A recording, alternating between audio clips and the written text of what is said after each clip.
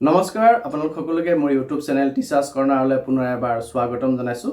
আজি এটি খুবেই গুৰুত্বপূৰ্ণ ভিডিঅ' লৈ আপোনালোকৰ মাজলৈ আহিছোঁ। কাইণ্ডলি ভিডিঅ'টি শেষলৈকে চাব, চাই ভাল পালে লাইক আৰু শ্বেয়াৰ কৰিব আৰু চেনেলটি যদি এতিয়াও ছাবস্ক্ৰাইব কৰা নাই এনে ধৰণৰ ভিডিঅ'বোৰ পাই থাকিবৰ কাৰণে কাইণ্ডলি ছাবস্ক্ৰাইব কৰিব। পুৰণি পেঞ্চন পুনৰ প্ৰৱৰ্তনক লৈ হাইকোৰ্টৰ এক গুৰুত্বপূৰ্ণ নিৰ্দেশনা। চৰকাৰী পক্ষক 8 সপ্তাহৰ সময় আৰু যদি এই 8 সপ্তাহত চৰকাৰী পক্ষই ব্যৱস্থা গ্ৰহণ নকৰে তেন্তে চৰকাৰী পক্ষৰ বিৰুদ্ধে কণ্টেম্প অফ কোৰ্ট প্ৰচিডিংছ অৰ্থাৎ কোৰ্টক অৱমাননা গোচৰ জাৰি হ'ব। আপোনালোকে হাইকোৰ্ট অৰ্ডাৰটি স্ক্ৰীনত দেখা পাই আছে। আমাৰ আৰম্ভণিতে কৈ দিওঁ যে এই হাইকোৰ্ট অৰ্ডাৰটি পাঞ্জাৱ এণ্ড হাৰিয়ানা হাইকোৰ্টৰ হয় আৰু আপোনালোকে নিশ্চয় এই কথাটো গম পায় যে পাঞ্জাৱ এণ্ড হাৰিয়ানা হাইকোৰ্টৰ আণ্ডাৰত থকা পাঞ্জাৱ প্ৰদেশত 18 নৱেম্বৰ 2022 তাৰিখে এটি নটিফিকেশ্যন তেওঁলোকে প্ৰকাশ কৰিছিলে আৰু য'ত তেওঁলোকে সকলো এমপ্লয়িজ চৰকাৰী কৰ্মচাৰী যিসকল ডিফাইন কণ্ট্ৰিবিউটৰী পেঞ্চন স্কিমৰ অধীনত আছে অৰ্থাৎ আমি যাক সহজতে NPS বুলি জানো, NPSৰ অধীনত আছে, তেওঁলোক সকলোকে অল্ড পেঞ্চন স্কিমৰ বেনিফিট দিয়া হ'ব বুলি নটিফাই কৰিছিলে আৰু সেই নটিফিকেশ্যনখন পাঞ্জাৱ গভৰ্ণমেণ্টৰ ফালৰ পৰা প্ৰকাশ পোৱাৰ 2.5 বছৰ সময় পাৰ হোৱাৰ পিছতো এই নটিফিকেশ্যনখন এতিয়ালৈকে কিন্তু ৰাজ্যখনত লাগু হোৱা নাই বা ৰাজ্যখনৰ কৰ্মচাৰীসকলে OPSৰ সুবিধা বৰ্তমানলৈকে লাভ কৰা নাই। কিন্তু একেধৰণৰ ঘোষণা হিমাচল প্ৰদেশ চৰকাৰে কৰিছিলে আৰু হিমাচল প্ৰদেশত কিন্তু তাত যিসকল এমপ্লয়িজ আছে তেওঁলোকে অলৰেডি এই OPSৰ বেনিফিট পোৱা ষ্টাৰ্ট কৰিছে বা OPSৰ বেনিফিট তেওঁলোকক দিয়াটো ষ্টাৰ্ট হৈ গৈছে।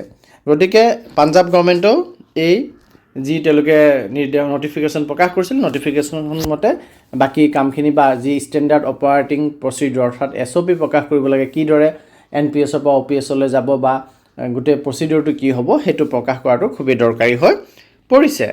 গতিকে ইয়াতে কোৱা হৈছে যে ষ্টেণ্ডাৰ্ড অপাৰেটিং প্ৰচিডিউৰ অৰ্থাৎ SOP যি ফাইনেলাইজ কৰিব লাগে সেইটো এই আদেশটিৰ চাৰ্টিফাইড কপি পোৱাৰ 8 সপ্তাহৰ ভিতৰতে স্পিকিং অৰ্ডাৰ পাছ কৰি পেলাই হ'লেও এইটো তাৰ SOP প্ৰকাশ কৰাৰ কাৰণে গভৰ্ণমেণ্টে ইনিচিয়েটিভ ল'ব।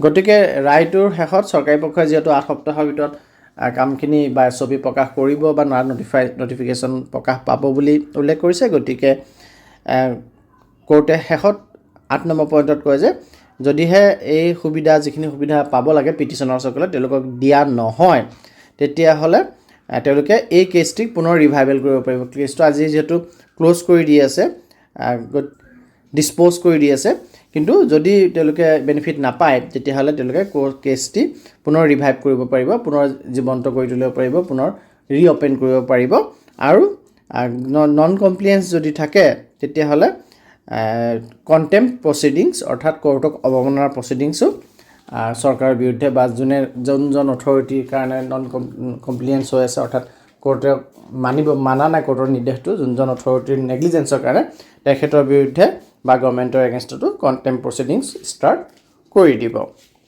গতিকে পাঞ্জাৱ চৰকাৰৰ অধীনত যিসকল কৰ্মচাৰী আছে তেওঁলোকৰ কাৰণে OPSলৈ যোৱা এটা সুন্দৰ সুবিধা আহি পৰিছে আৰু হাৰিয়ানা চৰকাৰৰ অধীনৰখিনি কৰ্মচাৰীসকলে ইতিমধ্যে পাইছে বুলি এই কোৰ্ট অৰ্ডাৰটোতে উল্লেখ আছে আৰু আশা কৰা যায় যে আমি যদি আমাৰ লক্ষ্যত উপনীত হ'ব পাৰোঁ তেন্তে আমি সমগ্ৰ ভাৰতবৰ্ষতে সকলোৰে বাবে OPS উভতাই আনিব সক্ষম হ'ম। গতিকে আমি সকলোৱে আমাৰ যি OPSৰ দাবী সেই OPSৰ দাবী সজোৰে তোলো আহক আৰু আমাৰ কমেণ্ট ছেকশ্যনত আমি উই ৱান্ট OPS বেক বুলি #OPS আমি লিখি পেলাই যাতে আমাৰ এই দাবী সজোৰে উত্থাপন কৰোঁ। ধন্যবাদ।